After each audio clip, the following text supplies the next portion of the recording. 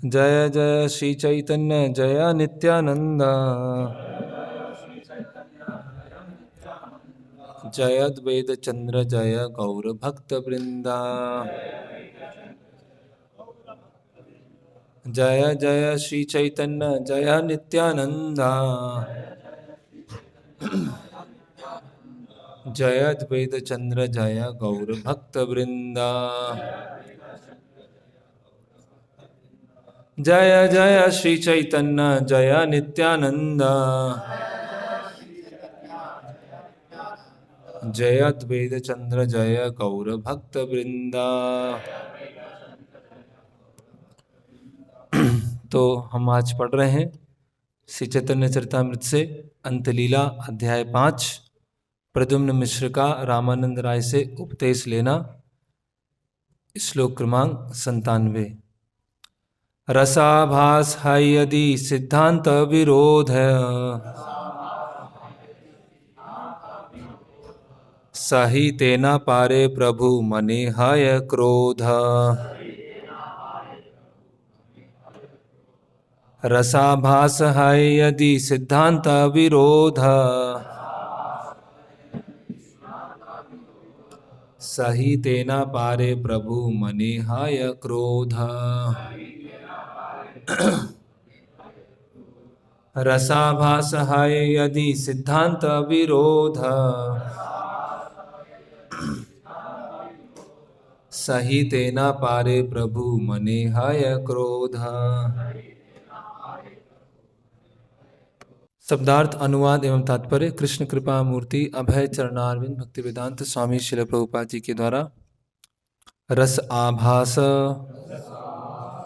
रसाभास है हो जाता, यदि यदि सिद्धांत विरोध,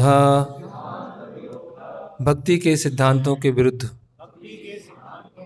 सही तेना पारे सहन नहीं कर सकते प्रभु श्री चैतन्य महाप्रभु मने मन में है होते क्रोध गुस्सा। यदि इसका संकेत होता कि दिव्य रसों की व्याप्ति इस प्रकार हुई है जो भक्ति सिद्धांत के विरुद्ध है, तो श्री चैतन्य महाप्रभु इसे सहन नहीं कर पाते थे और अत्यंत क्रुद्ध होते थे। तात्पर्य। श्रील भक्ति सिद्धांत सरस्वती ठाकुर ने रसाभास की निम्नलिखित परिभाषा भक्ति रसामृत सिंधु उत्तम विभाग नवम तरंग 1 से 3, 33, 38 तथा 41 से दी है। इसका क्यों अनुवाद पढ़ते हैं। जो रस क्षणिक रूप से दिव्य प्रतीत हो किंतु पहले बताए गए रसों का विरोध करे और रस की कुछ शर्तों को पूरा न करे, वह उच्च भक्तों द्वारा जो दिव्य रसों का आस्वादन करना जानते हैं रसाभास या रसों का अतिक्रमण कहा जाता है। ऐसे रस उपरस, गौण रस, अनुरस, दिव्य रस की नकल तथा अपरस विरोधाभासी दिव्य रस कहलाते हैं। इस तरह रसाभास अर्थात रस की व्याप्ति को प्रथम, द्वितीय या तृतीय कोटि का बतलाया जाता है। जब 12 रसों को यथा शांत, दास्य तथा सख्य रसों को विरोधी स्थायी भाव, विभाव तथा अनुभाव द्वारा लक्षित किया जाता है तो वे उपरस कहलाते हैं। जब 7 दिव्य गौण रस और शुष्क शांत रस कृष्ण तथा प्रेम भक्ति से संबंध न रखने वाले भक्तों तथा भावों द्वारा उत्पन्न होते हैं तो वे अनुरस कहलाते हैं। यदि कृष्ण तथा उनसे विरोध रखने वाले शत्रु हास्य रस के लक्ष्य तथा आगार बनते हैं तो इस तरह से उत्पन्न भाव अपरस कहलाते हैं। कभी कभी दक्ष लोग एक रस से दूसरे का अंतर करते समय कुछ रसाभासों को आनंददायक तथा आस्वादक युक्त होने के कारण रस मान बैठते हैं।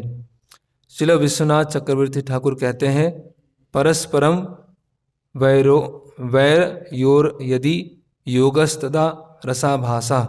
जब दो विरोधी दिव्य रसों का अतिक्रमण होता है तो वे रसाभास उत्पन्न करते हैं। ओम ज्ञानतिमिरन्धस्य ज्ञानाञ्जनं शलाकया चक्षुरुन्मिलितं येन तस्मै श्रीगुरुवे नमः। श्रीचैतन्यमनोभीष्टं स्थापितं येन भूतले स्वयं रूप कदा मह्यं ददाति स्वापदान्तिकं।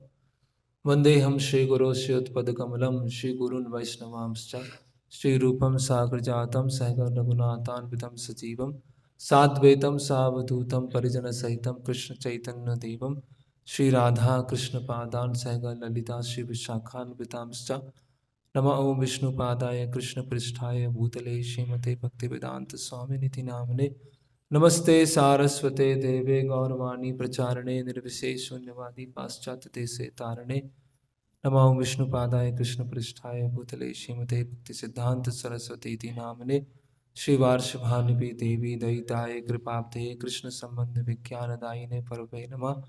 माधुर उज्ज्वल प्रेमाढ्य श्री रूपानुगा भक्तिदासी गौर करुणा शक्ति विग्रहाय नमस्तते।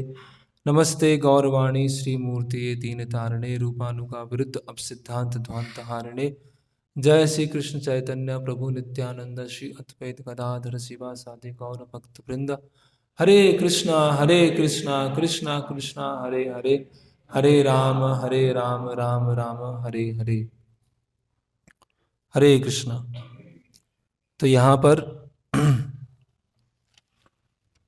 स्वरूप दामोदर गोस्वामी जो है चैतन्य महाप्रभु का मनोभाव बता रहे हैं कि चैतन्य महाप्रभु के समक्ष अगर कुछ कविता, कुछ लेख या पुस्तक दी जाती है या सुनाई जाती है और अगर उसमें रसाभास है और वो सिद्धांत के, शुद्ध भक्ति के सिद्धांत के विरोध में है, तो चैतन्य महाप्रभु उसको सहन नहीं कर पाते हैं और चैतन्य महाप्रभु क्या हो जाते हैं, क्रोधित हो जाते हैं। केवल ऐसा नहीं है सहन नहीं कर पाते, क्रोध करते हैं। तो कल जैसे हमने काफ़ी चर्चा किया था कि किस तरह से श्रील भक्ति सिद्धांत सरस्वती गोस्वामी प्रभुपाद ने जो अपसंप्रदाय हैं, है ना, अपसंप्रदाय के विरुद्ध, है ना, एक तरह से युद्ध छेड़ा था और सही सिद्धांत क्या है और अपसिद्धांत क्या है उसके बीच में अंतर करना। रूपानुगा विरुद्ध अपसिद्धांत ध्वांत हारिणी।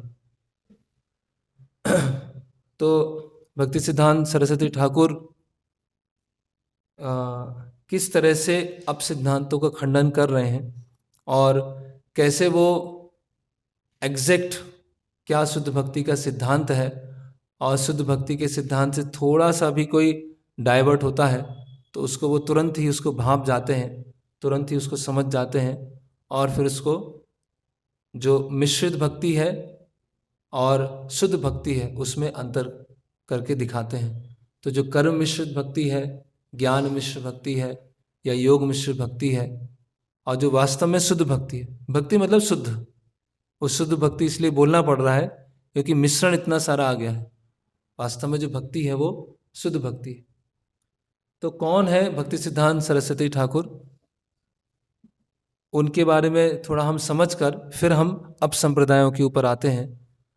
तो वैसे तो जैसे भक्ति सिद्धांत महाराज बताते हैं कि कोई भी महान भक्त हैं, कोई भी शुद्ध भक्त हैं, वो जब इस भौतिक जगत में प्रचार करने आते हैं तो प्रचार जो लीला होती है उसमें उनका जो रूप है वो भी नित्य है।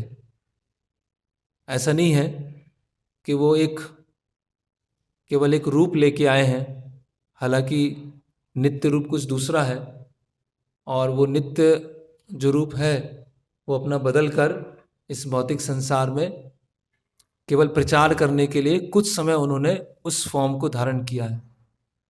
तो इस तरह से भक्ति सिद्धांत महाराज बताते हैं। तो भक्ति सिद्धांत महाराज स्वयं जो उनका हम दिव्य रूप देख रहे हैं, है ना, वो कुछ केवल हम ऐसा समझेंगे कि वो भौतिक तत्वों से मिलकर बना हुआ है, पृथ्वी जल अग्नि वायु आकाश से मिलकर शरीर बना हुआ है, तो वो एक तरह से मर्त बुद्धि हो जाएगी, है ना। जैसे कि भागवत में बताया गया है, आचार्याम माम विजानियात नाम मर्ते नाव मन्येत करहिचित, ना मर्त बुद्धि सुयेत, सर्व देव मयो गुरु। ना मर्त बुद्धि सुयेत, मर्त बुद्धि कभी भी नहीं लाना चाहिए। तो भगवान उद्धव जी से बोल रहे हैं कि आचार्य मैं ही हूँ, मेरे में और आचार्य में अंतर नहीं है, उनमें मर्त बुद्धि नहीं लाना चाहिए। मर्त बुद्धि मतलब कि इस भौतिक जगत में प्रकृति के 3 गुणों के कुछ वो एक प्रोडक्ट है, ऐसा नहीं है। उनका जो रूप है वो दिव्य है। और आध्यात्मिक जगत में जाकर भगवान श्री कृष्ण गोलोक वृंदावन में भगवान कृष्ण की जो लीला में भाग ले रहे हैं, वो भी उनका नित्य रूप है। तो एक उनका नित्य रूप है चैतन्य लीला में, और एक रूप है उनका कृष्ण लीला में। तो एक साथ वो कृष्ण लीला में भी है और एक साथ वो चैतन्य लीला में भी। तो अभी चैतन्य लीला चल रही है, ऐसा नहीं कि केवल चैतन्य महाप्रभु जब प्रकट रूप में है तभी चैतन्य लीला है। अभी भी वो चैतन्य लीला, चैतन्य महाप्रभु के आंदोलन को स्थापित करने के लिए जो भी आवश्यक चीज़ें हैं उसमें जो भाग ले रहे हैं वो चैतन्य लीला में भाग ले रहे हैं। तो जो महान शुद्ध भक्त होते हैं, महाभागवत होते हैं, वो चैतन्य लीला में भी होते हैं और साथ साथ वो कृष्ण लीला में भी हो सकते हैं, अगर वो सेवा की आवश्यकता है तो भक्ति सिद्धांत महाराज ने स्वयं ही अपने जो कृष्ण लीला में उनका सिद्ध स्वरूप है उसके बारे में उन्होंने हिंट दिया है, संकेत दिया है। और उसमें उन्होंने अपने एक डिसाइपल हैं उनको उन्होंने उसमें लेटर लिखा, और उस लेटर में वो बता रहे हैं कि इनडायरेक्टली बता रहे हैं कि उनकी आइडेंटिटी, उनकी जो कृष्ण लीला में उनकी जो सिद्ध स्वरूप है वो क्या है। तो यहाँ बताया गया है कि कौन भक्ति सिद्धांत महाराज कौन है। तो भगवान कृष्ण की दृष्टिकोण से देखा जाए तो उनके जो सबसे प्रिय भक्त हैं, सबसे जो महान भक्त हैं, जिनको देखकर, जिनकी सेवा स्वीकार करके कृष्ण को सबसे अधिक आनंद आता है, वो है श्रीमती राधा रानी, है ना। सब अलग अलग स्तर के भक्त हैं, द्वारिका वासी भी हैं, द्वारिका की रानियां भी हैं, मथुरा के भी भक्त हैं, पांडव भी हैं, और ब्रज में भी भक्त हैं। ब्रज में भी अलग अलग भक्त हैं, है ना। कोई दास्य रस में है, कोई वात्सल्य रस में है, माधुर्य रस में है, गोपियां हैं, मंजरियां हैं, और सबसे टॉप मोस्ट जो है श्रीमती राधा रानी। तो भगवान कृष्ण को सबसे अधिक जो आनंद प्राप्त होता है वो कब आनंद प्राप्त होता है, जब वो श्रीमती राधा रानी के साथ में होते हैं, है ना। तो पूरा वृंदावन में यह पूरा जो सेवा का मूड है वो क्या है, राधा और कृष्ण को साथ में रखना, राधा कृष्ण को साथ में मिलाना, है ना। गोपीर भरतो पद कमलयो दास दासानुदास, के दास के दास के दास होकर हम सेवा कर रहे हैं, जिससे कृष्ण को सर्वोच्च आनंद प्राप्त हो।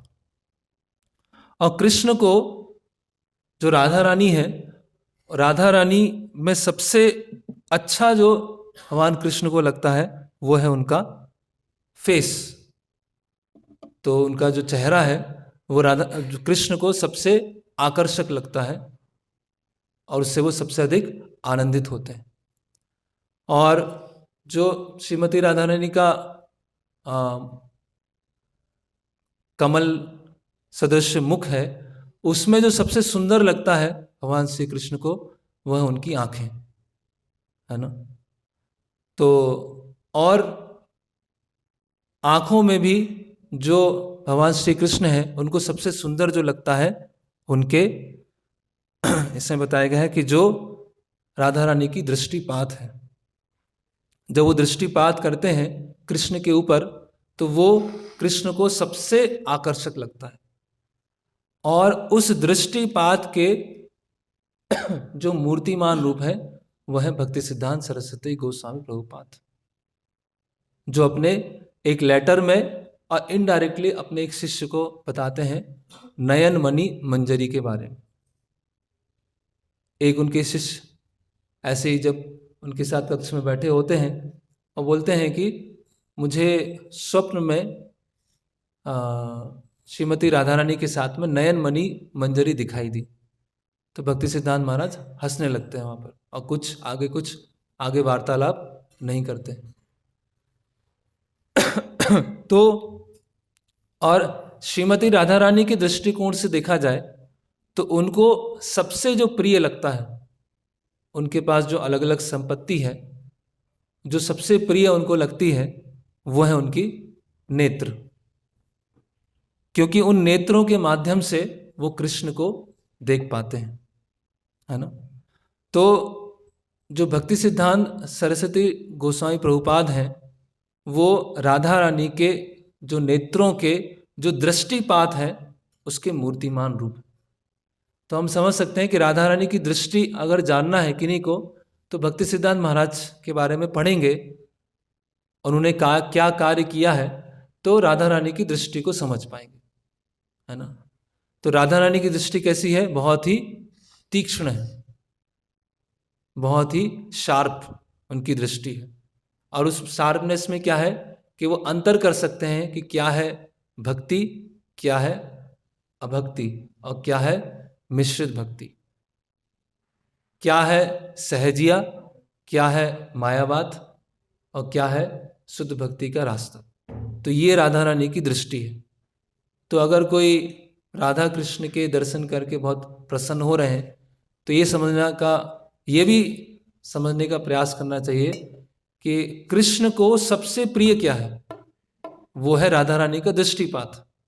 और राधा रानी के पास जो अलग अलग वस्तुएं हैं, उसमें उनका सबसे प्रिय क्या है? उनका दृष्टि, क्योंकि उसके माध्यम से वो कृष्ण को देख पाती। तो वो ही आचार्यों की शिक्षाओं के माध्यम से हम कृष्ण का जो सबसे प्रिय है वो हम समझ पाएंगे। तो भक्ति सिद्धांत महाराज जैसे बंगाल में प्रकट हुए, तो हालांकि जो बंगाल में लोग जो होते हैं बहुत एक्सप्रेसिव होते हैं, है ना, या बहुत भावनाओं को दिखाने में स्वाभाविक रूप से उनके अंदर भावनाएं वो होती हैं। लेकिन भक्ति सिद्धांत महाराज का जो भावनाएं थी या एक्सप्रेशन था, वो चैतन्य महाप्रभु के मिशन में व्यवहारिक सेवाएं करके अपनी भावनाओं को व्यक्त करते थे। कि चैतन्य महाप्रभु के मिशन में जो व्यवहारिक रूप से कार्य करना है, जो चैतन्य महाप्रभु के मिशन कैसे आगे फैलेगा, उसको कैसे बढ़ाना है, और उसमें जो बाधाएं आएंगी उसको पार करके उस शुद्ध भक्ति के सिद्धांतों को स्थापित करना है, इसमें वो अपनी भावनाओं को एक्सप्रेस करते थे। केवल ऊपरी तौर से शारीरिक स्तर पर या अश्रुपात हो रहा है, रोमांच हो रहा है, वो बताया गया अष्ट सात्विक विकार। जैसे अलग अलग तरह के भाव बताए गए हैं, तो एक है स्थायी भाव और एक है अष्ट सात्विक विकार। तो स्थायी भाव मतलब क्या होता है? स्थायी मतलब परमानेंट, भाव मतलब इमोशन। तो स्थायी भाव मतलब अगर किसी में स्थायी भाव कितने तरह के होते हैं? 5 तरह के होते हैं, जो दास्य रस, शांत रस, वात्सल्य रस, ये स्थायी भाव है। तो अगर किसी में स्थायी भाव है तो इसमें बाहरी रूप से इमोशंस आएंगे। अगर वो स्थायी भाव किसका है? भोग का है, तो उसमें जो भी अष्ट सात्विक विकार आएगा, वो अष्ट सात्विक विकार कैसे आएगा? वो भी भाव नहीं आएगा, है ना। वो भी क्या आएगा? अष्ट तामसिक विकार आएगा, वो सात्विक विकार नहीं होगा। तो भक्ति सिद्धांत सरस्वती ठाकुर का जो जीवन था वो क्या था? कीर्तन। वो उनका जीवन कीर्तन था। कीर्तन केवल यहाँ तक नहीं था कि जो म्यूजिकल इंस्ट्रूमेंट है उससे कीर्तन करना है, भगवान की कीर्ति को हर जगह पहुंचाना। पृथ्वी ते जत आदि नगर आदि ग्राम सर्वत्र प्रचार हुए मोरना।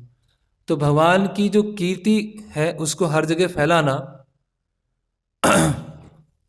और उनकी जो कीर्ति फैला रहे हैं ना, उसके विरुद्ध में जो भी है उसके लिए हमेशा युद्ध करने के लिए हमेशा तैयार रहना।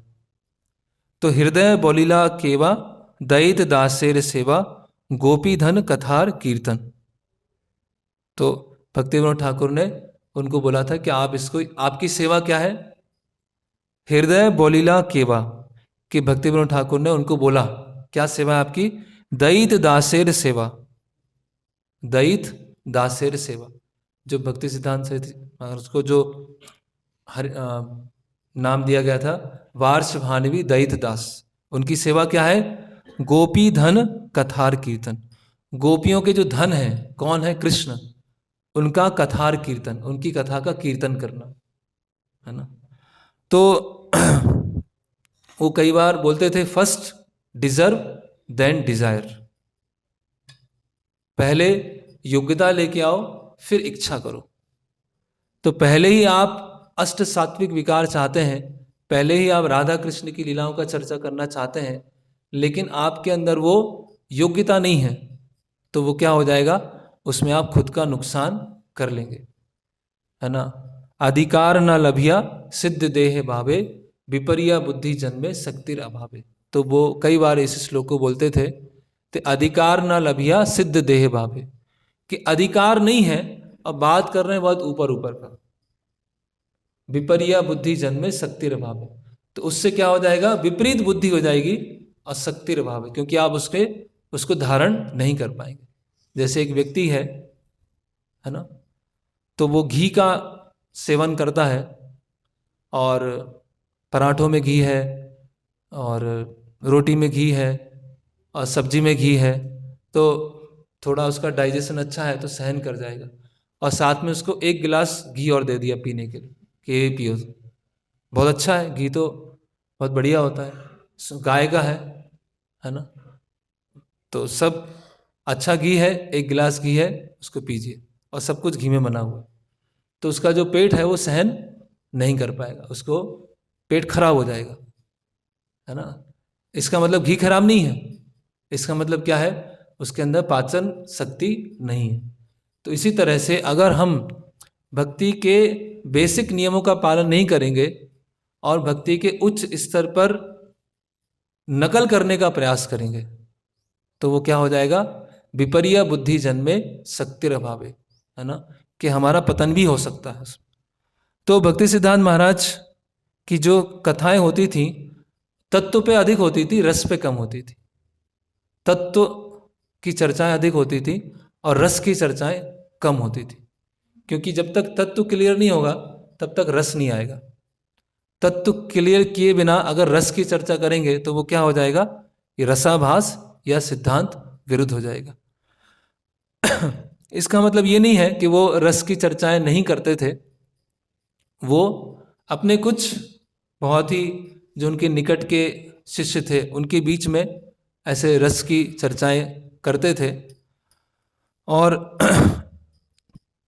एक बार ऐसा होता है कि वो प्रवचन दे रहे होते हैं और कुछ राधा कृष्ण की लीलाओं से संबंधित जो श्लोक हैं उसका उच्चारण कर रहे होते हैं, और उच्चारण करते करते क्या होते हैं, उनकी जो आवाज़ है वो लड़खड़ाने लगती है, चोक हो जाती है और नेत्रों से अश्रु निकलना प्रारंभ हो जाता है, शरीर कांपने लगता है, रोमांच होता है, और जिस कुर्सी पर वो बैठे होते हैं वहाँ से वो गिर जाते हैं, है ना।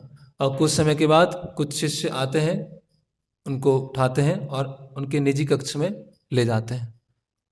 तो जब वो निजी कक्ष में आते हैं, जब वो बाह्य चेतना में आते हैं, तो उनके शिष्य बोलते हैं, क्योंकि हम लोग इन विषयों को सुनने के लिए योग्य नहीं है, इसीलिए आपके साथ ऐसा हुआ, कि हम लोग अधिकारी नहीं हैं इन विषयों को सुनने के लिए, इसीलिए आपके साथ आपने ऐसा किया, है ना। तो भक्ति सिद्धांत महाराज बोलते हैं कि ऐसा नहीं है, कि वो जो सुनने वाले लोग हैं उनमें से बहुत सारे लोग भौतिकतावादी थे और उनके सामने मैंने इस कथा का वर्णन किया, तो ये मेरी गलती है कि मुझे सबके सामने ये कथा की चर्चा नहीं करनी चाहिए थी, क्योंकि जो योग्य नहीं है और उसको ये कथा का वर्णन किया जाएगा तो उसको पक्का है वो गलत रूप से लेगा। तो वो और उन्होंने आगे चल के उसके बारे में कोई चर्चा नहीं की कि उनको क्या एक्सटेसी हुआ था, क्यों रोमांच हुआ था, क्यों अश्रु आए थे, कोई चर्चा नहीं, है ना। जैसे नरोत्तम दास ठाकुर बोलते हैं, आपनर भजन कथा ना कहिए यथा तथा, कि आप जो सेवा कर रहे हैं या आप जो भजन कर रहे हैं वो सबको बताने की जरूरत नहीं है। ना कहिए यथा तथा, ना इधर उधर बताने की आवश्यकता नहीं है कि मेरे अंदर कितने विकार आ रहे हैं, अष्ट सात्विक विकार आ रहे हैं, मैंने क्या सेवा किया, मैंने क्या साधना किया। सबको वो जो उसके लिए कंसर्न है उनको बताओ, बाकी और सबको बताने की आवश्यकता नहीं है। मतलब अपना अगर भगवान की कृपा से कुछ एडवांसमेंट हो रहा है तो वो सब जगह लाउड स्पीकर लगा के बताने का आवश्यकता उसकी नहीं है। तो भक्ति सिद्धांत सरस्वती ठाकुर बहुत इसमें सावधान रहते थे कि इसीलिए कई लोग उनको क्या बोलते थे, ये तो ज्ञानी है, ये भक्त नहीं है, क्या है, ज्ञानी है। ये ज्ञान की चर्चा बहुत करते हैं, तत्व की चर्चा बहुत करते हैं, भाव की चर्चा और रस की चर्चा बहुत कम करते हैं, है ना। तो तो कल हम जो चर्चाएं कर रहे थे अप संप्रदाय के बारे में, वो कुछ इसी से संबंधित है, तो उसमें हम आगे बढ़ेंगे। तो एक अप संप्रदाय है जिसका नाम है सखी बेकी, सखी बेकी अप संप्रदाय। तो ये सखी बेकी अप संप्रदाय क्या है? सखी मतलब राधा रानी के असिस्टेंट। तो कुछ लोग थे जो अपने आप को चैतन्य महाप्रभु का अनुयायी मानते थे। तो चैतन्य महाप्रभु ने क्या बोला है? आराध्य भगवान ब्रजेश तनया तद्धाम वृंदावन रम्यत रम्यत काचना उपासना ब्रजवधु वर्गेन या कल्पिता। तो सबसे टॉप मोस्ट वर्शिप क्या है कृष्ण का? जो गोपियों ने किया है, गोपियों ने जो कृष्ण की सेवा की है, वो सबसे टॉप मोस्ट, सबसे उच्च उपासना है। तो वही उपासना हम करना चाहते हैं, वैसी ही उपासना हम करना चाहते हैं। तो वो जो साधक हैं, जो पुरुष शरीर में हैं, वो अभी क्या उन्होंने बनना चालू कर दिया? गोपी बनना चालू कर दिया। हाँ, तो वो पुरुष शरीर है, साड़ी पहने हुए हैं, गोपी ड्रेस पहने हुए हैं, कुमकुम लगाए हुए हैं, है ना, और आभूषण पहने हुए हैं। अभी कुछ वर्ष पहले जब ये इलेक्शन चल रहे थे, उस समय यूपी में कोई पुलिस वाला था एक, उसने भी कुछ ऐसे ही किया था है ना, कुछ ऐसे अंगूठियाँ और लॉकेट और बिंदी, है ना, और सिंदूर पूरा लगा के वो बाहर निकलता था और बोलता था कि मैं तो राधा रानी का बहुत बड़ा भक्त हूँ, या देवी का बहुत बड़ा भक्त हूँ, और वैसे ही अपने आप को दिखाता था। तो वो जो सखी बेकी अप संप्रदाय था, तो वो लोग ऐसे बाहर से ड्रेस पहनते थे, है ना, कि वो चाहते थे कि उनका जो पुरुषत्व है, मैस्कुलिनिटी है, वो खत्म हो जाए और पूरे वो स्त्री के मूड में आ जाए वो। क्योंकि सबसे टॉप मोस्ट उपासना क्या है जो गोपियों ने भगवान कृष्ण का किया है? अभी सुनने में तो अच्छा लग रहा है कि जो गोपियों ने कृष्ण का उपासना किया है वैसे ही हमें करना है, तो इसीलिए गोपी बनने का प्रयास कर रहे हैं, है ना। तो वो सारे नियमों को वो पालन करते थे, और इसके लिए वो प्रमाण देते थे। क्या प्रमाण देते थे? कि चैतन्य महाप्रभु के एक भक्त हैं जिनका नाम है गदाधर दास। तो गदाधर दास हालांकि पुरुष शरीर में है, लेकिन जब वो एक्सटेसी में आते थे तो उनकी जो आवाज़ है वो ब्रज में जो गोपियां हैं जो दूध दही बेचने आती हैं, उस तरह से वो आवाज़ निकालना चालू करते थे गदाधर दास। तो गदाधर दास जब एक्सटेसी में है तो ऐसे स्त्रियों की तरह आवाज़ करके जोर जोर से बोल रहे हैं, तो फिर हम लोग क्यों नहीं कर सकते, है ना। तो सारे, और यहाँ तक था कि वो स्त्रियों के जो भी रूल हैं सब रूल फॉलो करते थे, है ना। कुछ समय मंदिर नहीं आना है तो वो भी उस नियम को भी वो फॉलो करते थे। मतलब तो भक्ति सिद्धांत महाराज ने देखा कि ये तो पूरा एकदम सहजिया भाव। सहजिया भाव मतलब प्राकृत सहजिया। सहजिया मतलब भक्ति के जो उच्च अवस्थाएं हैं उसको क्या समझना, बहुत सस्ता समझना। तो चैतन्य उन्होंने बताया कि चैतन्य महाप्रभु इंटरनली क्या है, राधा रानी का भाव है। इंटरनली वो क्या है, राधा रानी है ना। लेकिन बाहरी रूप से अभी भगवान के लिए ऐसा नहीं कि भगवान मेल है या फीमेल है, वो ट्रांसीडेंटल मेल और ट्रांसीडेंटल फीमेल, दिव्य है ना, भौतिक जगत के पुरुष स्त्री की तरह नहीं है। तो सरस्वती ठाकुर बोलते हैं कि चैतन्य महाप्रभु ने बाहरी रूप से पुरुष रोल लिया, लेकिन आंतरिक रूप से राधा रानी के भाव में थे। और ये लोग जो हैं है पुरुष और बाहरी रूप से स्त्री के उसमें इस तरह से व्यवहार कर रहे हैं। तो अब हम समझ सकते हैं कि कैसी स्थिति थी उस समय। तो भक्ति सिद्धांत महाराज बोलते हैं कि आधुनिक समय में जो कली महाराज हैं वो अलग अलग रूप लेके आए हैं, और वो कली महाराज अपने आप को चैतन्य महाप्रभु का भक्त बताते हैं। तो क्या रूप लेके आए हैं? सबसे प्रमुख उनका रूप है सहजिया का। आउल, बाउल, नेड़ा, गौरांग नागरी, है ना। और ये कली महाराज हैं, ये अपना राज्य जो है हर जगह फैलाना चाहते हैं। जो चैतन्य महाप्रभु के प्रकट होने वाला जो स्थान है वहाँ पे भी कली महाराज हर जगह पहुँचना चाहते हैं। फिर अगले हैं फिश ईटिंग वैष्णव, मछली खाने वाले वैष्णव, है ना। तो जपमाला, कंठी माला है, जपमाला है, कीर्तन में भाग लेते हैं, है ना, और भक्ति के और नियमों को पालन करते हैं, लेकिन मछली खाते हैं। और इसमें कई बार तो ऐसा होता था कि कई बार लोग जप करते करते मार्केट में जाते थे और मछली खरीदते थे। एक हाथ में मछली लटकी हुई है, दूसरे हाथ में जपमाला है, और घूमते घूमते बाजार से होते घर पे जाते थे और मछली बनाने के लिए, पकाने के लिए देते थे, है ना। ये खासकर बंगाल में जो साख्त एरिया था वहाँ पर मांसाहार करना, मछली खाना ये ज़्यादा प्रचलन में था। लेकिन जो वैष्णव धर्म को पालन करने वाले थे उनके बीच में भी धीरे धीरे ये फिश ईटिंग आ रहा था।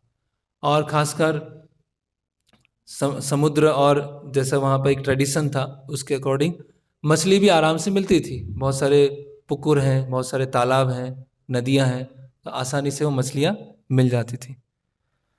और कई बार एक थे काल चंडी अपसंप्रदाय। वो क्या करते थे कि मछली थे, मछली के ऊपर तुलसी पत्र रखते थे और भगवान को ऑफर करते थे, असम मंत्र पढ़ते थे। तो ये काल चंडी अपसंप्रदाय बोलते थे कि भगवान के महान भक्त हैं गरुड़ जी, वो भी मछली खाते थे। भगवान के भक्त हैं जटायु, वो भी मांसाहारी थे, तो हम लोग मछली क्यों नहीं खा सकते। इस तरह से वो अपने आप को रेशनलाइज करते थे, है ना। तो अभी हम समझ सकते हैं कि कैसे लोग शास्त्रों का क्या दुरुपयोग करते हैं, शास्त्रों को पढ़ के उसको गलत रूप से प्रस्तुत करते हैं। गरुड़ जी ने ही मछली खाई तो हम भी मछली खा रहे हैं। तो वहाँ पर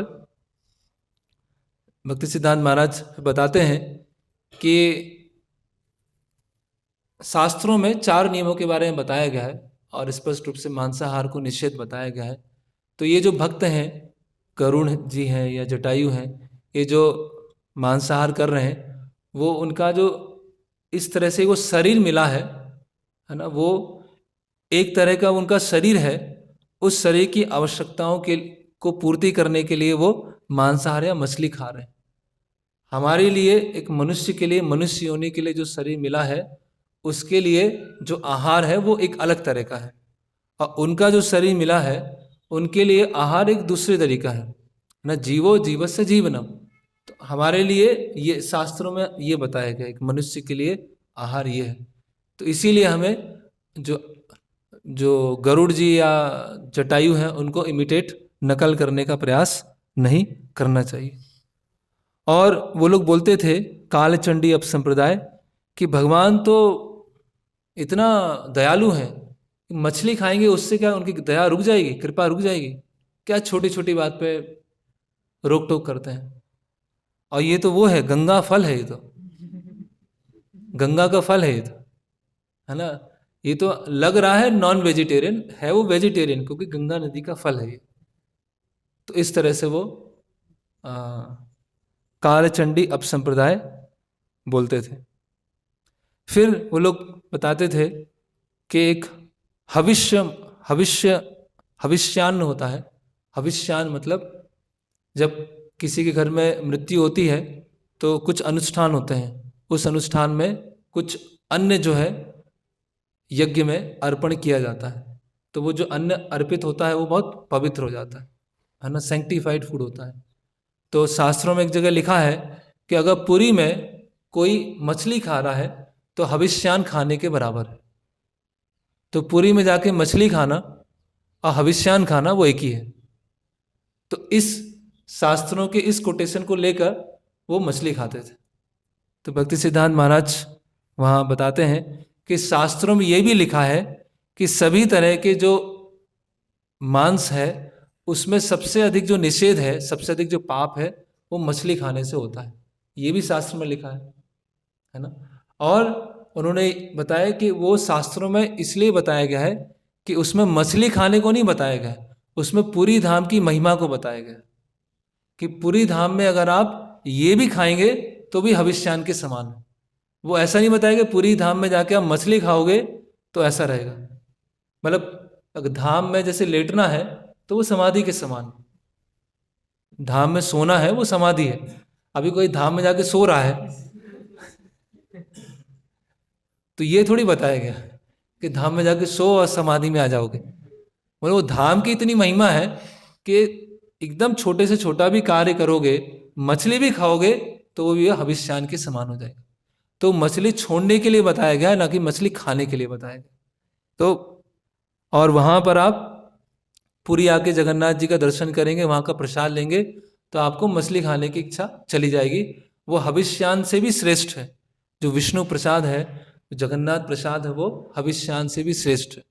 तो शास्त्रों में जो रूल्स बताए जाते हैं, जहाँ ऊपरी तौर से लगता है कि आप मांसाहार कर सकते हैं, अल्टीमेट सेंस में उसको छोड़ने के लिए बताया जाता है। उसकी आप उसकी जो स्पिरिट है उसको भूल गए हैं, केवल उसको शब्द सा ग्रहण करने का प्रयास कर रहे हैं। फिर कुछ अपसंप्रदाय थे जो इंटॉक्सिकेशन लेते थे, है ना, शराब पीना, है ना, और गांजा, तमाकू, ओपियम, भांग, ड्रग्स, ये सब खाते थे। और ये सब खा के ही उनका भाव बाहर आता था। अगर ये सब खाएंगे नहीं तो भाव बाहर नहीं आ पाएगा, है ना। तो एक बार भक्ति सिद्धांत महाराज बताते हैं कि 2 कीर्तन मंडलियों को बुलाया गया। तो एक कीर्तन मंडली जो थी उसने बढ़िया बीड़ी बीड़ी पिया और कीर्तन करना चालू किया। और कीर्तन ऐसा कीर्तन किया कि सब, है ना, ऐसा मृदंग, ऐसा करताल और गाने वाले लोग और सब पूरा एकदम आनंद में पूरा नाचने लगे। तो वो जो अपोजिशन वाला कीर्तन था उसने देखा कि ये कैसे इतना अच्छा कीर्तन कर सकते हैं, हम करके दिखाएंगे। तो वो जो दूसरी कीर्तन पार्टी थी वो एक दूसरा व्यक्ति वो लेके आया था, है ना। तो उन्होंने पान खाया और पान खा के कीर्तन करना चालू किया। भाव आ गया, महाभाव की अवस्थाएं पहुंच गए कीर्तन करते करते। और कुछ समय के बाद जमीन पर लौटना चालू कर दिया, है ना, लौट रहे हैं, नाच रहे हैं। और गर्मी का समय था, उस समय गर्मी का समय था और जमीन पर वो लौट रहे थे। तो आधे घंटे बाद थोड़ा गर्मी लगना चालू हो गया उनको और फिर वो उठे और उठ के फिर बैठ गए। तो वो दूसरा कीर्तन ग्रुप था कि जो लेके आए थे व्यक्ति, वो बोलते हैं कि आपने तो कम भाव दिखाया, उन्होंने अधिक भाव दिखाया था। तो बोलते हैं 25 आने में कितना भाव देखोगे, 25 आने में इतना ही भाव मिलेगा और भाव नहीं मिलेगा। तो इस तरह से, है ना, जो जो भाव है उनको शो ऑफ करना, उसको दिखाना, तो ये बहुत प्रचलन में था ये। तो कई लोग अलग अलग तरह के मादक द्रव्यों को लेकर, नशे पदार्थों को लेकर इस तरह से वो अपने भाव को दिखाते थे। तो अभी एक जो बहुत महत्वपूर्ण अपसंप्रदाय है जिसका नाम है प्राकृत सहजिया, तो उसके बारे में हम थोड़ा चर्चा करते हैं कि ये प्राकृत सहजिया कौन है। एक प्राकृत सहजिया मतलब अप्राकृत सहजिया भी होंगे, कोई अप्राकृत सहजिया भी होंगे। तो ये प्राकृत सहजिया जो है बहुत हर जगह फैले हुए हैं, केवल बंगाल में नहीं फैले हैं, पूरे भारत में, पूरे विश्व में ही फैले हुए हैं। अलग अलग रूप लिए हैं इन्होंने, लोगों के मन को चुरा लेते हैं, है ना। और जो भक्त होता है अंदर से कृष्ण को रिजेक्ट करके भोग करना चालू कर देता है, और दूसरे जो वैष्णव होते हैं उनके प्रति अपराध करना चालू कर देता है। इस तरह से ये प्राकृत सहजिया करते हैं। तो प्राकृत मतलब भौतिक, और सहजिया मतलब सहज, बहुत इजी, आसान। तो प्राकृत सहजिया मतलब क्या है कि साधन भक्ति के नियमों को छोड़कर भाव भक्ति के जो बाहरी रूप हैं उसको दिखाना, या प्रेम भक्ति के जो रूप हैं, बाहरी जो प्रकटीकरण है उसको दिखाना, उसको बोलते हैं सहजिया भाव। तो साधन भक्ति के कुछ विधि हैं और निषेध हैं। तो विधि और निषेध को पालन न करते हुए भाव भक्ति और प्रेम भक्ति के नियमों को बताना। जैसे उदाहरण के लिए हम नॉर्थ इंडिया में अगर देखें तो कृष्ण होंगे, मेरे लाला हैं, ये मेरे लाला, ये मेरा बच्चा है, मैं लाला को नहलाऊंगा, लाला को नहलाऊंगी, मैं लाला को कपड़े पहनाऊंगी, लाला को ये करूंगी। तो ऐसे बहुत हम देखते हैं घर घर में ऐसा होता है। भाई लाला कौन है पहले वो तो समझो, पहले वो कृष्ण है कौन।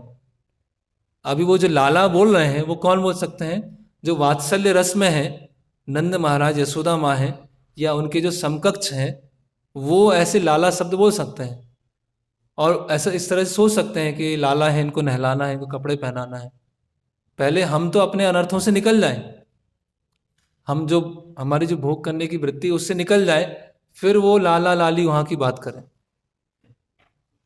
लेकिन हम देखते हैं उत्तर भारत में घर घर ऐसा लोग बोलते हैं। तो ये क्या है, प्रेम भक्ति के जो बाहरी रूप हैं उस पर जंप करना, और साधन भक्ति के जो नियम है, तो क्या करेंगे, लाला को नहलाएंगे, तैयार करके चाय पिएंगे, फिर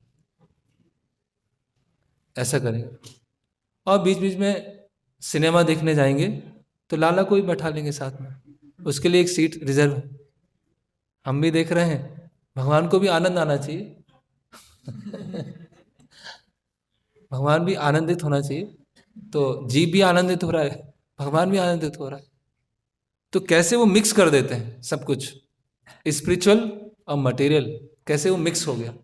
वो क्या है स्पिरिचुअल, क्या है मटेरियल, कुछ बचा ही नहीं, सब क्या हो गया, हौच पौच हो गया। तो जो प्राकृत सहजिया हैं उनको भोग छोड़ना और सरेंडर करना उनके लिए बहुत टू डिमांडिंग है, बहुत ज़्यादा है। तो संसार का भोग कैसे मुश्किल है, छूट ही नहीं पाएगा। तो ये भगवान की शरणागति, गुरु की शरणागति लेना, ये तो बहुत मुश्किल है। इसीलिए क्या करो, ऐसा करो कि ऐसा दिखे कि शरणागत है, बहुत भाव है, लेकिन अंदर से क्या चल रहा है, पूरा भोग चल रहा है। तो कैसे वो दिखा रहे हैं कि हम कृष्ण की सेवा कर रहे हैं, लेकिन वास्तव में अपने जो भौतिक इच्छाएं हैं या भौतिक भाव हैं उनकी पूर्ति करने में लगे हुए। ये प्राकृत सहजिया का एक बहुत अच्छा लक्षण है। तो भक्ति सिद्धांत महाराज ने ये शब्द बनाया था प्राकृत सहजिया, क्योंकि वो बोलते थे कि भक्त क्या होते हैं, अप्राकृत सहजिया होते हैं। भक्त भी सहजिया होते हैं, वो भक्त वास्तव में सहजिया होते हैं, वास्तविक सहज में सहजिया है, वो आध्यात्मिक लेवल पर सहजिया होते हैं।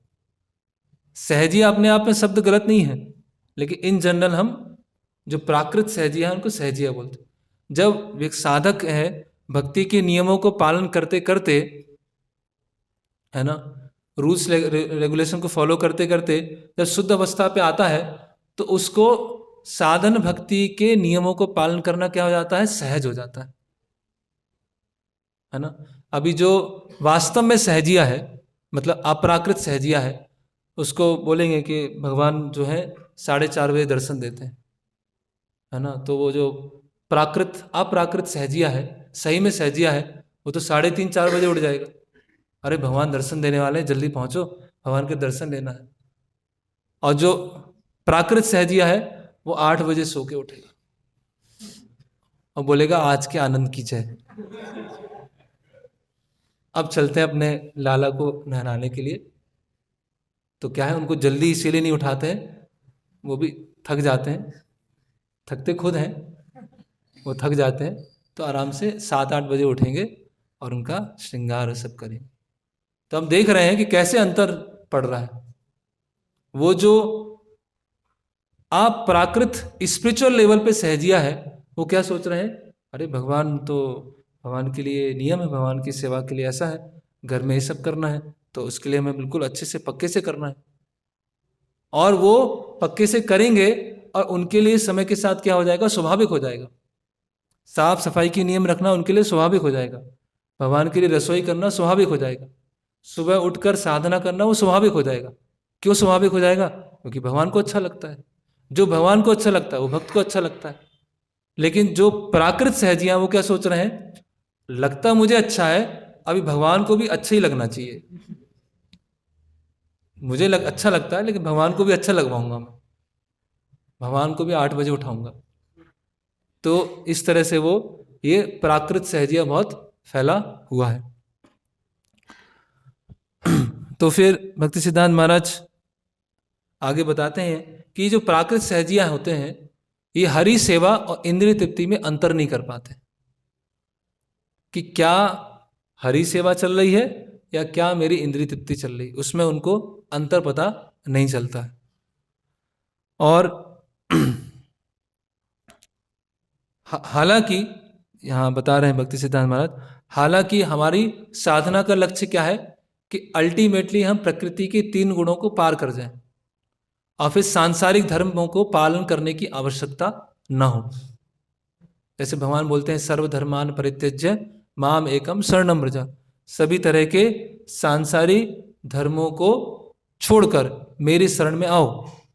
और उसका दूसरा अर्थ यह है कि सभी तरह के सांसारिक धर्मों को इस तरह से पालन करो कि भगवान की शरण लेने में आसानी हो।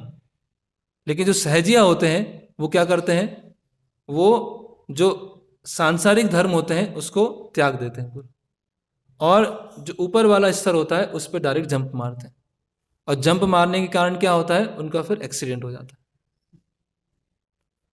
तो फिर आगे उनके साक्षात्कार बहुत ऊंचे होते हैं लेकिन व्यवहार बहुत नीचे होता है। साक्षात्कार बहुत ऊपर होंगे कि राधा कृष्ण ने ये किया, है ना, और ललित माधव विदग्ध माधव में ये लिखा हुआ है और रूप गोस्वामी ने इस ग्रंथ में ये लिखा हुआ है। लेकिन उनका व्यवहार क्या होगा, बहुत सिगरेट नहीं छूट पा रहा है, उनका नशा नहीं छूट पा रहा है ना। फिर प्राकृत सहजिया जो है वो एक्सटर्नल सिम्टम्स में बहुत ध्यान देते हैं। आवाज बहुत मधुर होना चाहिए, बहुत सुरीली आवाज, ऐसा एकदम आवाज निकलेगी तो वॉइस को पूरा घुमा फिरा के मॉड्यूलेट करके ऐसे सुरीली आवाज होना चाहिए। और जब स्क्रिप्चर्स पढ़ेंगे थोड़ा स्टाइल, है ना, अलग अलग तरीके से। और जो इमोशंस जब हैं, जब वो गा रहे हैं या स्क्रिप्चर्स पढ़ रहे हैं तो इमोशंस पूरे तरह से बाहर आ जाना चाहिए। और कभी कभी रोना, हंसना, फेंट हो जाना, है ना, तो ये उनका ये कॉमन एक फीचर रहता है। फिर वो सहजिया को इस तरह से बताते थे कि एक किसी व्यक्ति ने निर्जल व्रत किया है और गंगा नदी में स्नान करने गया है और अंदर जाके गंगा नदी का पानी पी लिया। अब बाहर आके बोल रहा है देखो पूरे दिन में पूरा निर्जल व्रत किया है मैंने आज, लेकिन अंदर जाके क्या कर रहा है, गंगा नदी का पानी पी के आ रहा है छुप के। तो यही प्राकृत सहजिया है, अंदर से तो भोग चल रहा है लेकिन बाहर से वो भक्ति के उच्च सिम्टम्स को वो दिखा रहे हैं, है ना। फिर आगे भक्ति सिद्धांत महाराज बताते हैं कि जो प्राकृत सहजिया होते हैं भौतिक सुख और आध्यात्मिक सुख में अंतर नहीं कर पाते हैं, भौतिक रूप से प्रसिद्धि और आध्यात्मिक प्रसिद्धि में अंतर नहीं कर पाते हैं, सही वैराग्य और गलत वैराग्य में अंतर नहीं कर पाते हैं, है ना। और एक लौकिक श्रद्धा और शास्त्रीय श्रद्धा में अंतर नहीं कर पाते हैं, लस्ट में लव में डिफरेंशिएट नहीं कर पाते हैं, जो ढोंगी हैं और जो बोनाफाइड गुरु हैं उसमें अंतर नहीं कर पाते हैं, है ना। तो जैसे हम देखते हैं कि एक कई बार ऐसा बोलते सब तो भक्त हैं, सब भक्त हैं, क्या आप अंतर करते हो, क्या अपराध कर रहे हो आप, ये ऐसा कर रहा है ऐसा कर रहा है, सब भक्त हैं, सबको भक्त की तरह देखना चाहिए, सब उत्तम अधिकारी के। तो उत्तम अधिकारी क्या है, जो प्रकृति के 3 गुण से ऊपर उठकर सबको आत्मा के स्तर पर देख रहे हैं, वो उत्तम अधिकारी है। लेकिन जो कनिष्ठ से भी कनिष्ठ है वो उत्तम अधिकारी को क्या कर रहे हैं, इमिटेट कर रहे हैं। और सारे भक्त हैं, है ना। तो सारे भक्त हैं लेकिन वो भूल चुके हैं, तो इसीलिए वो नकल करना उत्तम अधिकारी की वो क्या है, वो बहुत गलत हो सकता है। और जो ये जो सहजिया होते हैं, प्राकृत सहजिया होते हैं, इनकी श्रद्धा जो होती है बहुत ही कोमल होती है, कोमल से भी कोमल होती है। जो कनिष्ठ अधिकारी हैं उनका तो फिर भी ठीक है, लेकिन जो प्राकृत सहजिया होती है उनकी बहुत कोमल होती है।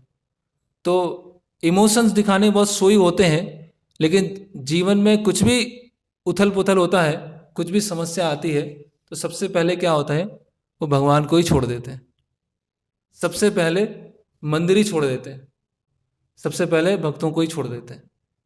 और फिर क्या, तो सारे इमोशंस उनके क्या चले जाते हैं, चले जाते हैं, है ना, सारे इमोशंस उनके चले गए। और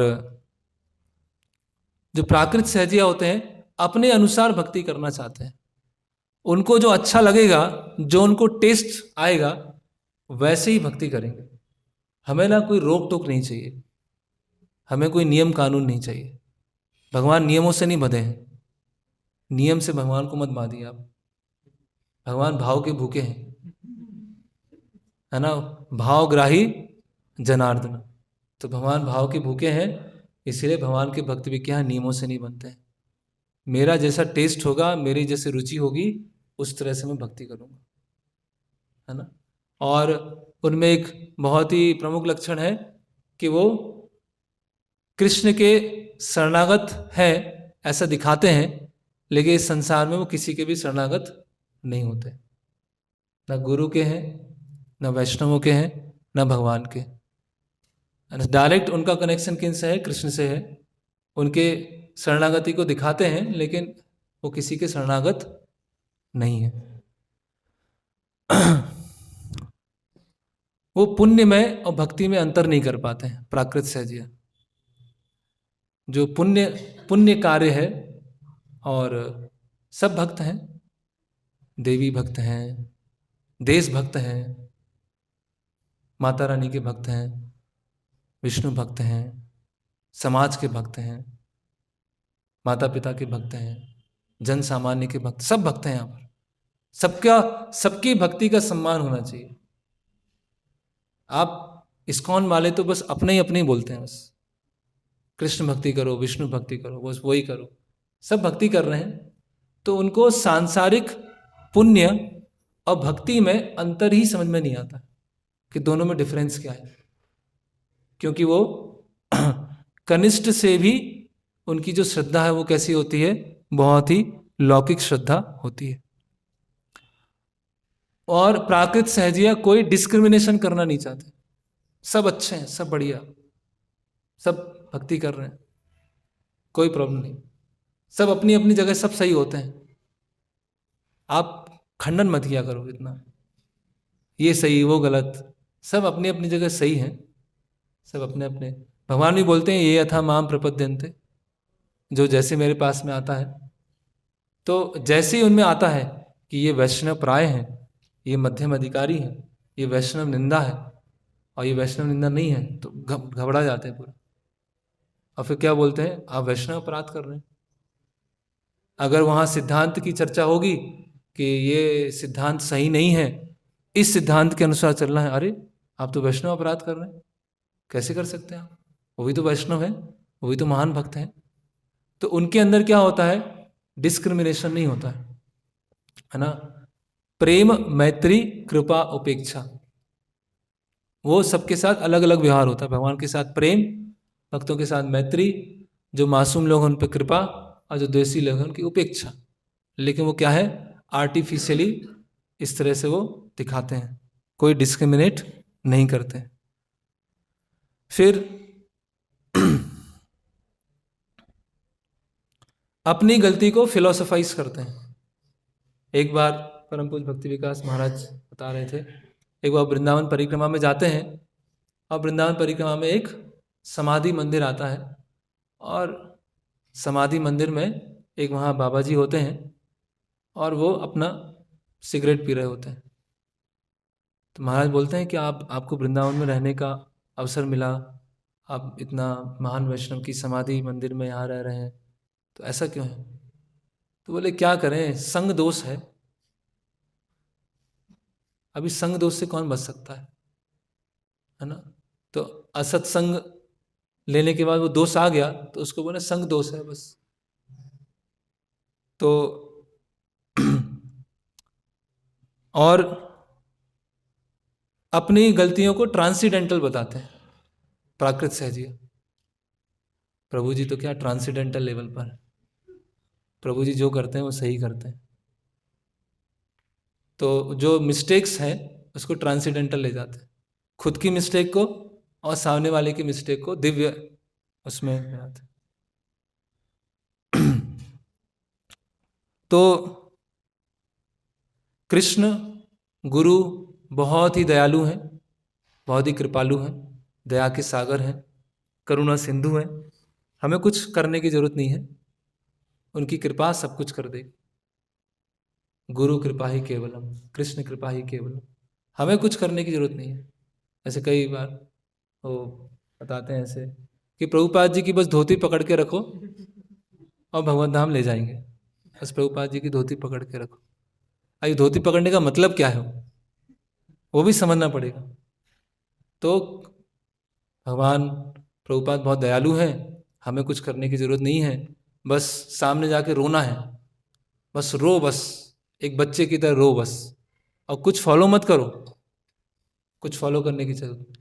तो ये एक प्राकृत सहजिया का क्या है, लक्षण है कि भगवान ने जो क्लियर कट शास्त्रों में आदेश दिया है उसको साइड ट्रैक करके अपना एक नया रास्ता बना के अपने जो आलस्य है, अपनी जो बुद्धिहीनता है, उसको ना समझकर बाहरी जो लक्षण है उसके ऊपर अधिक ध्यान देना, है ना। तो ऐसे बहुत ऐसे कई सहजिया पंथ थे जो उसमें बहुत ज़्यादा बढ़ गए थे। एक थोड़ा सा और हम इसमें लेंगे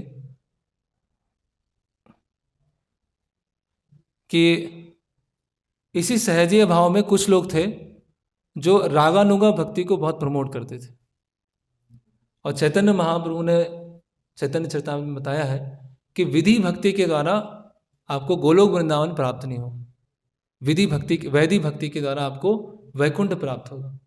अगर आपको गोलोक वृंदावन जाना है तो रागानुगा भक्ति करनी होगी, ये चैतन्य चरितामृत में बताया गया। अगर वैधि भक्ति करते हैं, वैधि भक्ति मतलब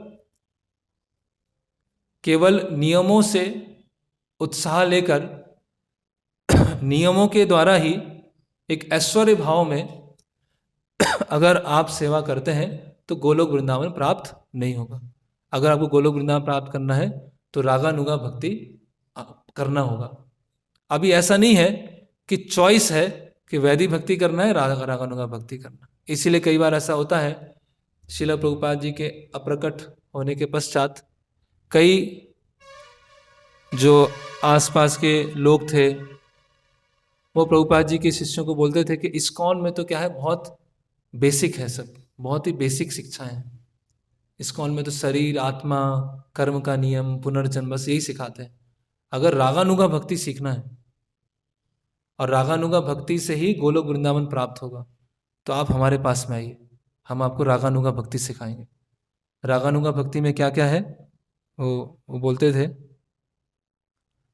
कि रागानुगा भक्ति में बताएंगे कि आपका सिद्ध स्वरूप क्या है, आप गोलोक वृंदावन में क्या है, आप गोलोक वृंदावन में गोपी हैं या गाय हैं या मोर हैं या सखा हैं, क्या है वो आपको बताएंगे। और फिर जब वो सिद्ध स्वरूप आपको पता चल जाएगा तो उसकी प्रैक्टिस करना चालू करना पड़ेगा। तो अगर आप मोर हैं तो मोर जैसे पहाड़ी पे जाके प्रैक्टिस करना होगा उसका। और फिर एक वृंदावन का पुराना जो मैप है वो आपको बताया जाएगा कि वृंदावन में अलग अलग वन हैं, इस गली में आप रहते हैं, है ना, और आप ये ऐसे वस्त्र पहनते हैं, आपके पास लाठी है, ऐसे अलग अलग आपके सेवा की वस्तुएं क्या है वो सब आपको बताई जाएंगी। और इस तरह से वो, और ये सब शास्त्रों में है। और ऐसा हुआ, ऐसा नहीं कि ऐसा श्रील प्रभुपाद जी के अप्रकट होने के बाद हुआ कि बहुत सारे जो फॉलोअर्स थे वो फिर दूसरी जगह चले गए, क्योंकि ऐसा लगा कि जो इस्कॉन है उसमें तो बहुत ही बेसिक सिखाया जाता है। बार बार वो इंद्रिय भोग छोड़ना है, इंद्रिय भोग छोड़ना है ना, सेंसेस पे कंट्रोल करना है, वही सिखाया जाता है। वो तो हम राधा कृष्ण की लीलाओं को सिखाएंगे।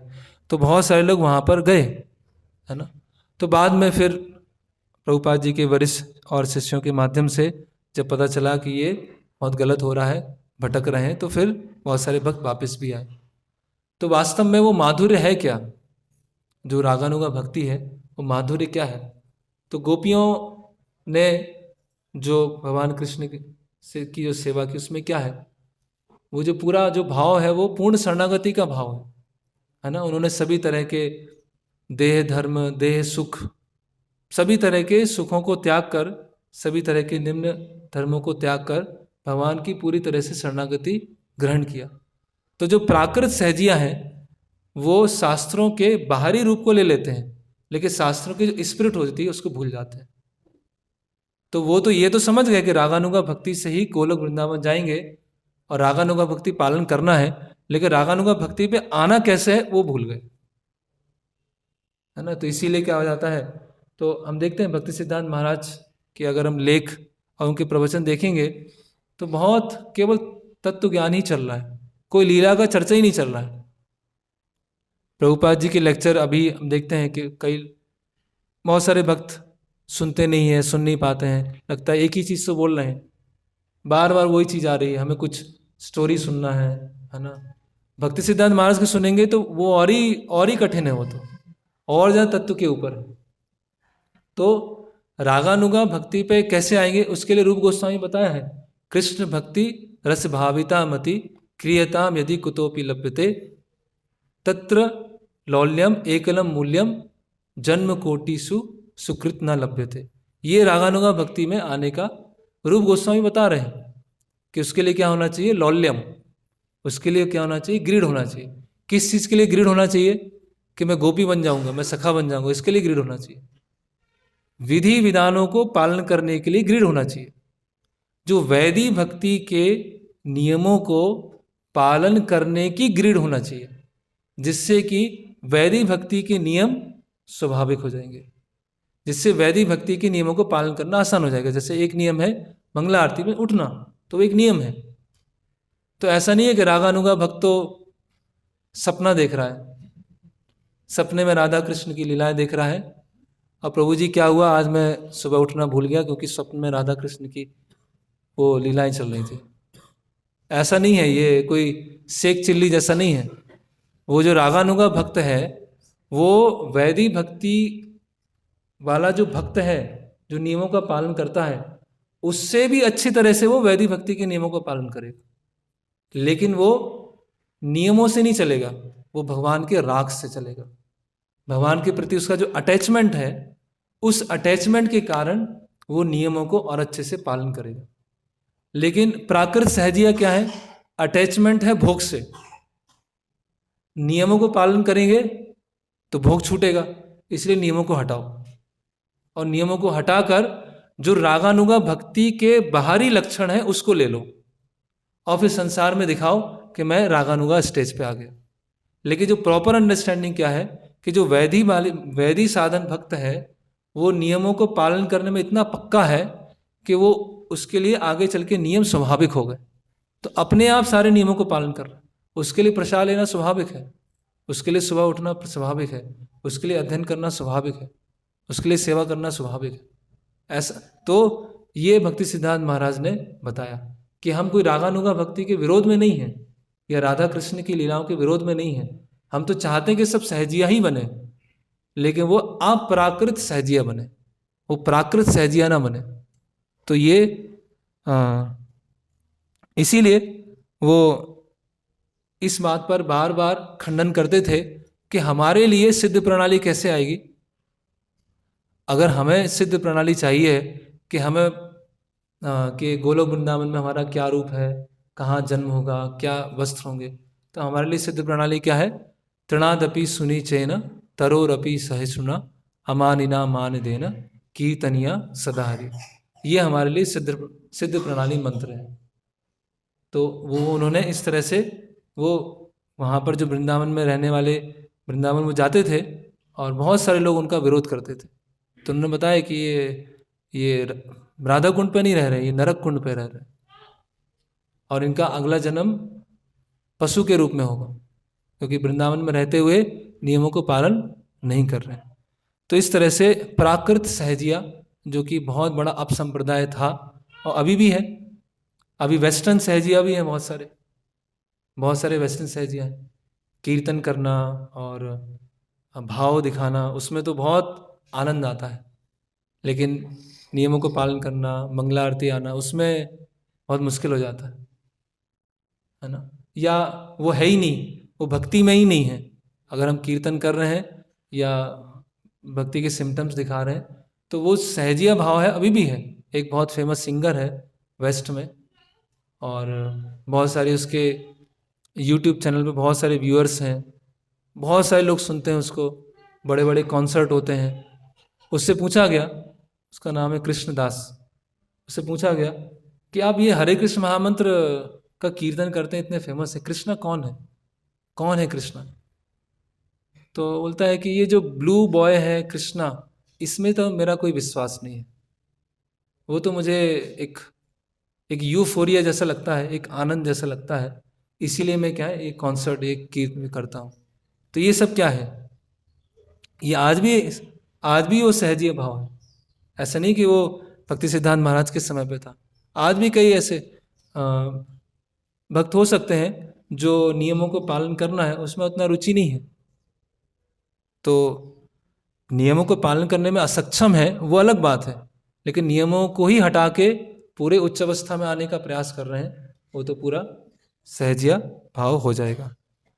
तो ये, और भक्ति सिद्धांत महाराज ने अपने कई लेख के द्वारा, और हम देखते हैं कि जो माधुर्य भाव है जो गोपियों ने बताया, तो माधुर्य का एक तरह से एसेंस या माधुर्य का और गुण क्या है? वो है औदार्य भाव, कि जो माधुर्य को बांटना वो माधुर्य से भी ऊपर है। जो चैतन्य महाप्रभु ने अवतार लिया, चैतन्य महाप्रभु ने अवतार लेने का कारण क्या है? कि जो कृष्ण है, राधा रानी सेवा करने में जो आनंद प्राप्त कर रहे हैं कृष्ण, वो उसको टेस्ट करना चाहते हैं, और केवल टेस्ट करना नहीं चाहते, उसको दूसरों को बांटना चाहते हैं। तो एक तरह से देखा जाए तो जो माधुर्य से भी ऊपर क्या है? औदार्य, उस माधुर्य को बांटना। तो भक्ति सिद्धांत महाराज वो कर रहे हैं कि जो सबसे नीचे से नीचे गर्त में पड़े हुए हैं, भोग में पड़े हुए हैं, उनको निकाल कर राधा कृष्ण की लीलाओं तक वहाँ तक पहुँचाना, तो वो वास्तव में वो गुरु हैं, वो आचार्य हैं। ऐसा नहीं है कि आर्टिफिशियल तरीके से बस अपने नियमों को ना पालन करते हुए अपनी सो कॉल्ड एक्सटेसी में है। तो इसीलिए व्यवहारिक रूप से प्रचार कार्यों में लगना, दूसरों को कृष्ण भक्ति देना, या जो कृष्ण भक्ति में है उनका सही तरह से पोषण हो, उसके लिए अलग अलग तरह से प्रयास करना, वो दिखाएगा कि भगवान के प्रति अटैचमेंट है या नहीं है। और केवल ये बोलना कि भगवान से अटैचमेंट है और प्रचार कार्यों के लिए कोई, या उसके लिए कोई प्रचार कार्य को बढ़ाने के लिए, मेंटेन करने के लिए कोई रुचि नहीं है, तो वो भी हम कहीं ना कहीं हमारे अंदर भी वो प्राकृत सहजिया का टच, टिंच वो आ जाएगा। तो इस तरह से भक्ति सिद्धांत महाराज वास्तविक सहजिया के बारे में बताते हैं। तो यहाँ पे समाप्त करेंगे। हरे कृष्णा कृष्णा कृष्णा हरे हरे, हरे राम राम राम हरे हरे।